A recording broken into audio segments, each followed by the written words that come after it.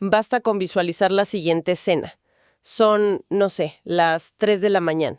Ujú. Todo está en completo silencio alrededor, pero en la mente hay un escándalo absoluto. Totalmente. La ansiedad está sentada en el borde de la cama, la culpa está repasando un catálogo detalladísimo de errores cometidos hace 5 años, y el enojo, bueno, está preparando argumentos para una discusión que, seamos sinceros, probablemente nunca va a ocurrir.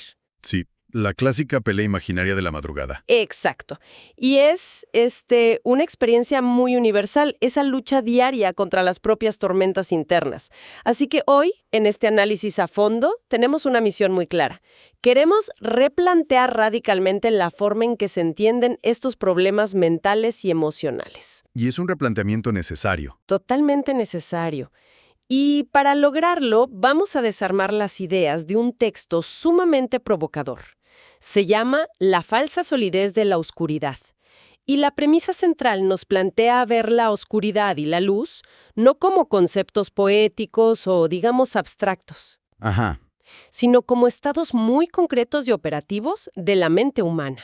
Y de entrada, fíjate, es vital establecer un límite claro sobre lo que este material propone. A ver. O sea, no estamos hablando de fuerzas metafísicas en guerra, ni de un combate épico entre el bien y el mal. No, no es una película de fantasía. Exacto.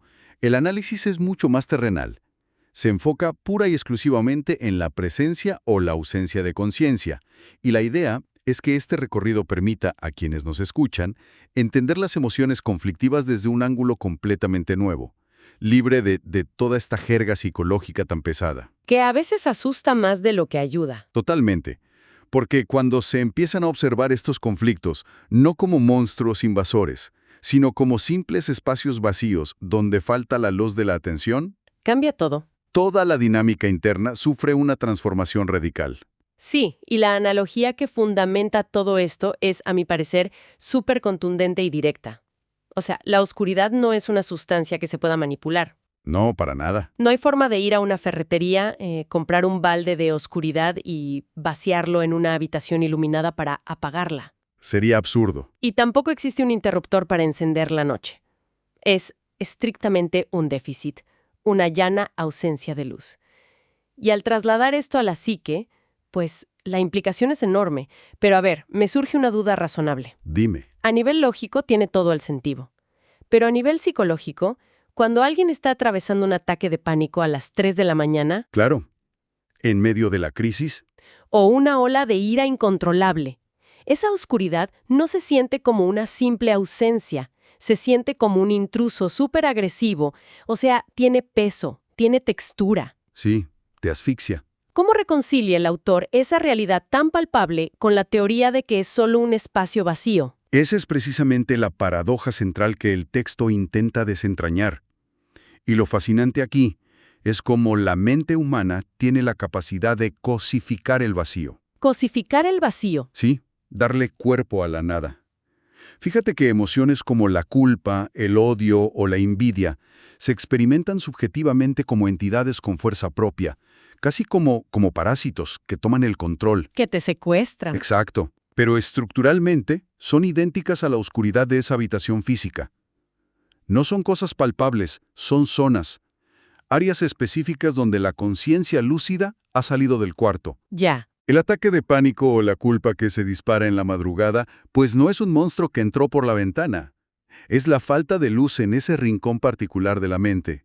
Y la mente, al no tolerar el vacío, le da forma a esa ausencia y la convierte en un enemigo tangible. O sea que el ser humano se pasa la vida entera peleando contra un fantasma. Básicamente. Es un desgaste absoluto. Se lucha a muerte contra el miedo o contra el deseo como si estos tuvieran voluntad propia, como si estuvieran conspirando activamente. Sí, como si hubiera un villano interno. Exacto.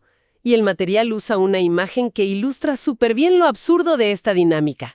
Es como si alguien, sintiéndose amenazado en medio de la noche, sacara una espada y empezara a tirar tajos al aire para herir a la oscuridad misma. Es una imagen brutal y muy cierta. Es una guerra inútil, porque cuando la luz entra a una habitación, la oscuridad no opone resistencia. No intenta negociar un tratado de paz, ni se pone a pelear, simplemente deja de estar. porque nunca tuvo sustancia real. Exacto. Y esa inutilidad de la pelea nos lleva a una de las críticas más afiladas del texto. Si apagar esta oscuridad es tan simple como encender la luz, uno tiene que preguntarse por qué llevamos siglos intentando controlarla a base de pura fuerza de voluntad y de moralidad. Bueno, vamos a desmenuzar esto, porque nos metemos en terreno moral. Sí, porque tradicionalmente la sociedad define al ser humano por la gestión de sus malos contenidos. La ira, la codicia, la lujuria. Y la solución histórica siempre ha sido el control, la represión o tratar de canalizarlos. Aguantar. Aguantar, exacto. Pero si aceptamos que estas tinieblas internas son únicamente ausencia de luz, entonces toda esta moralidad basada en combatirlas es una batalla puramente teatral. Es como intentar vencer la noche poniendo cortinas negras y súper gruesas en todas las ventanas, ¿no? Esa es precisamente la metáfora. ¿Qué se logra tapando las ventanas con cortinas negras? Pues nada. Absolutamente nada productivo. Solo se consigue aislar la habitación y perder la noción de cuándo amanece afuera. Uno puede reprimir la ira apretando los dientes durante años, o puede decorar su propia culpa usando un lenguaje de victimismo muy sofisticado. Uy, sí. Incluso hay quienes convierten sus carencias en una especie de sacrificio heroico para sentirse moralmente superiores. Pero el mecanismo invisible que fabrica todo ese sufrimiento sigue intacto, sigue operando en el fondo. Fíjate que el texto le da un nombre muy particular a ese mecanismo invisible. Lo llama el ventríloco. El ventríloco Es una manera muy gráfica de describir esa voz interna, silenciosa pero constante, que opera sin ser vista y que se dedica a fabricar narrativas de agravio. Ajá. Esa voz que susurra cosas como «cómo me miraron mal, nadie me valora, todo me sale mal». Es que el ventríloco es el operador en las sombras. Y aquí subraya un punto crucial que a menudo pasamos por alto. El problema real nunca es la forma específica que adopta la oscuridad. ¿A qué te refieres? A que el contenido de la emoción es irrelevante. Da exactamente igual si la estética de ese contenido parece muy mundana, como un ataque de celos, o si tiene una fachada muy elevada y espiritual, como la indignación moral. Todo eso es el humo. Claro, el disfraz. Exacto. El problema central, la raíz de todo, es el estado de la mente. El simple hecho de que la luz no está encendida. Por eso argumenta que la transformación no tiene que ver con mejorar el carácter o moldear la personalidad. No es un curso de superación personal. Para nada. La revolución debe ser existencial. Hay que ir directamente a la fábrica de donde sale el humo, no tratar de atrapar el humo con las manos. Y para ir a esa fábrica, el texto no se queda nada más en pura teoría filosófica. Aquí es donde se pone muy interesante, porque plantea un reto práctico. Sí, el experimento. Una especie de experimento de laboratorio interno. Propone lo siguiente, y me encantaría que quienes nos escuchan lo consideraran. La próxima vez que surja un enojo intenso, el reto es intentar mantener una atención total y consciente mientras ocurre. Que no es fácil. Nada fácil.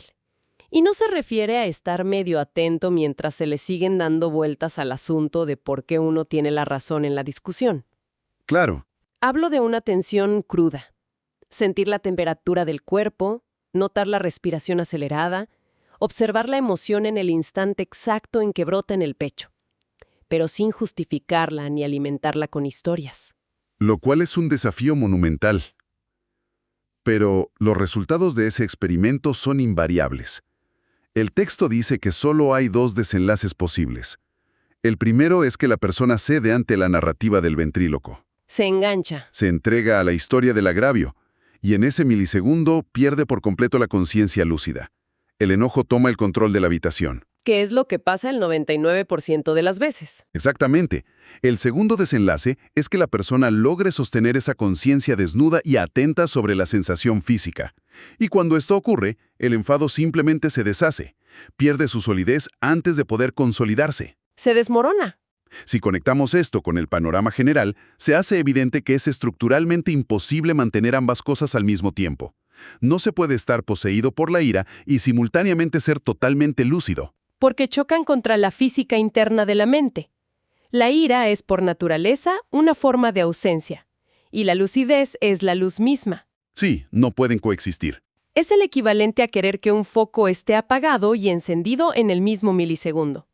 Esto cambia por completo el paradigma de cómo se abordan los problemas internos. Definitivamente. Porque constantemente la gente se pregunta, ¿cómo dejo de enfadarme?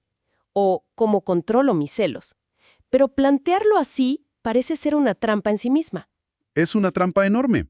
Formular la pregunta de esa manera condena a buscar respuestas basadas en el esfuerzo moral. ¿Lo de aguantar? Sí, el aguántate, respira hondo, cuenta hasta 10 o distráete con otra cosa. Pero la verdadera pregunta, la que realmente mueve el eje del conflicto, debería ser otra. ¿Cuál? Debería ser, ¿cómo puedo incrementar la presencia? ¿Cómo puedo estar más consciente para que la ira simplemente no encuentre un hueco oscuro donde manifestarse? Ya. Este cambio de enfoque saca a la persona de la trinchera. Ya no se trata de agarrarse a golpes con la oscuridad, sino de ubicar el interruptor. Ahora bien, si apagar esa oscuridad es tan simple como encender la luz de la conciencia, me pregunto por qué existe un terror tan primitivo a soltarla.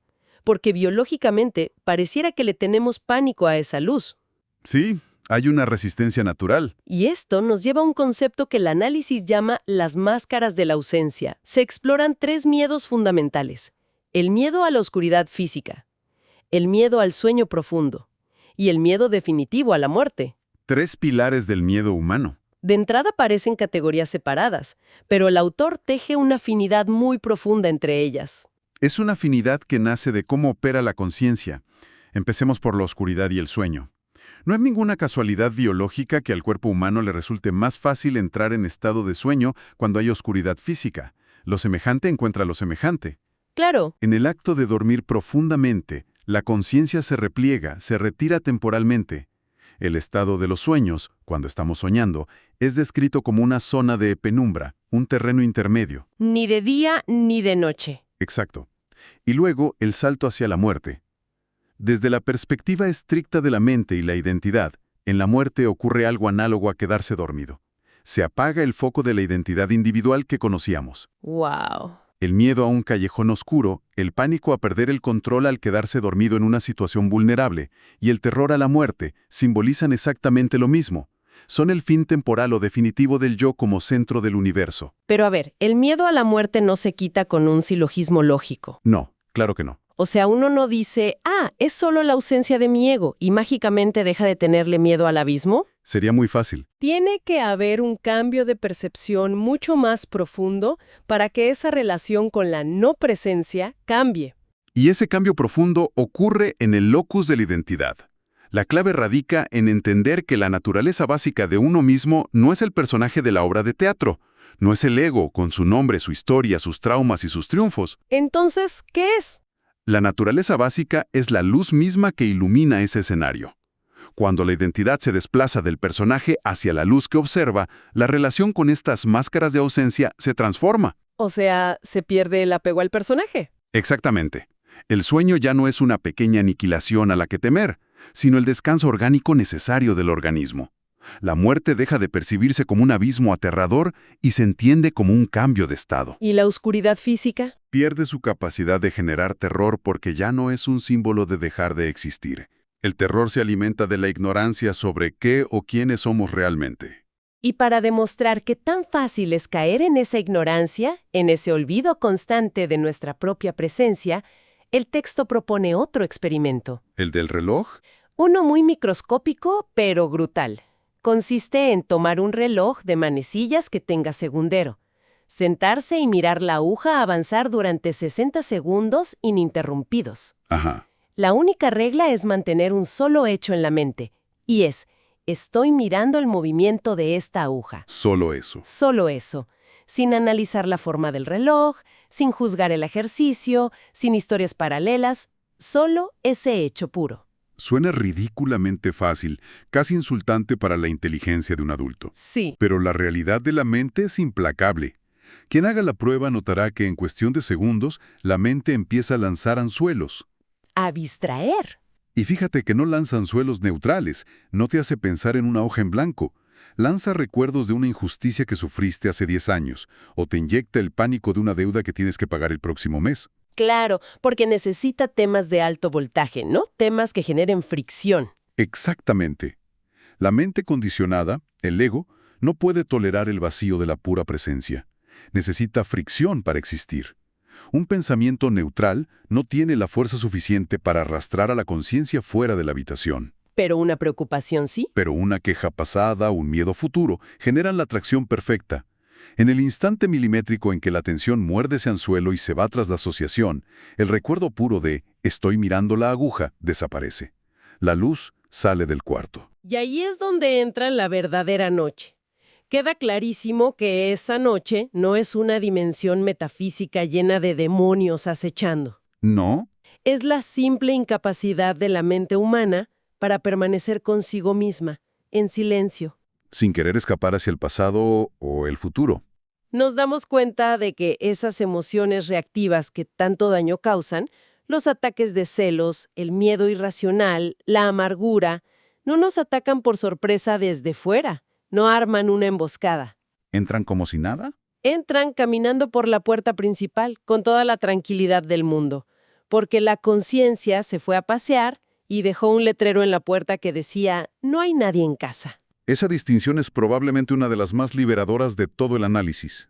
Totalmente. La narrativa habitual siempre victimiza a la persona. Me invadió el miedo, la ansiedad se apoderó de mí sin avisar. Sí, le echamos la culpa a algo externo. Se narra como si fuerzas externas hubieran derribado la puerta a patadas. Pero el orden estructural de los eventos es al revés. Siempre, sin excepción, primero ocurrió el olvido de sí mismo. El olvido abrió la puerta. Ese olvido abrió la puerta, y la oscuridad simplemente ocupó el espacio disponible. Por eso, el antídoto que sugiere el texto no tiene nada de heroico. No requiere ponerse una armadura y salir a luchar. No es una batalla. La medicina es, sencillamente, recordar. No recordar la biografía personal o los traumas pasados, sino reconectar con el hecho más básico e innegable de la existencia. Estoy aquí viendo. Estoy aquí viendo. Suena perfecto en papel, pero alguien podría estar analizando esto en su casa y pensar, a ver, suena muy bonito e inspirador, pero yo llevo 30 años de terapia cargando con una historia de vida durísima. Sí, la carga del pasado. Mi oscuridad tiene raíces muy profundas. Es un equipaje pesadísimo. Seguramente me va a tomar otros 30 años de esfuerzo constante poder limpiar todo eso. Existe este mito arraigado de que el tiempo, de alguna manera, consolida la oscuridad, que la hace más densa o más resistente. Para desarmar ese mito del tiempo, el autor utiliza la metáfora de la habitación de los 100 años. A ver. Imagina una habitación que ha estado sellada completamente a oscuras durante un siglo entero. Y junto a ella, imagina otra habitación que ha estado a oscuras solamente durante un minuto. Ok. Si encendemos una lámpara idéntica en ambas habitaciones exactamente al mismo tiempo, ¿acaso la habitación de los 100 años tarda más en iluminarse? Pues no. ¿Acaso esa oscuridad centenaria ofrece resistencia, argumentando que lleva ahí mucho tiempo y que necesita retirarse gradualmente por fases? Para nada. Evidentemente no. La oscuridad no acumula masa ni peso con el paso de los años. La habitación centenaria se ilumina con la misma rapidez fulminante que la que lleva a oscuras un minuto. O sea que el tiempo es completamente irrelevante para la conciencia. Irrelevante. En cuanto se enciende el interruptor, no hay un proceso gradual. No hay que llenar papeleo burocrático ni negociar con el trauma. Desaparece. Así de tajante. A nivel mental, esto significa que da igual si ese ventríloco interno lleva operando y envenenando la mente durante décadas, o si la persona lleva media vida repitiendo narrativas de victimismo profundo. Exacto. En el instante en que la conciencia se observa a sí misma sin anclarse a la historia personal, toda esa supuesta solidez colapsa. El pasado pierde su peso asfixiante y se revela como lo que es, un sueño que se experimentó en un estado de ausencia. Así es. Y esto nos lleva a un punto crucial sobre cómo comunicamos o intentamos entender estos conceptos. Porque a lo largo del texto se utilizan palabras que pueden parecer muy grandes o abstractas. ¿Sí? Se habla de luz, de vacío, del campo, del fondo de la conciencia. Entonces, ¿qué significa todo esto? Pues esto plantea una pregunta importante. Si no tenemos cuidado, es facilísimo confundir esto con una nueva forma de dogma religioso o misticismo barato. El texto es muy incisivo al advertir sobre los límites del lenguaje. No se está hablando de un foco cuya luz se pueda medir en vatios, ni de un estado psicológico alterado que uno puede exhibir como un logro personal.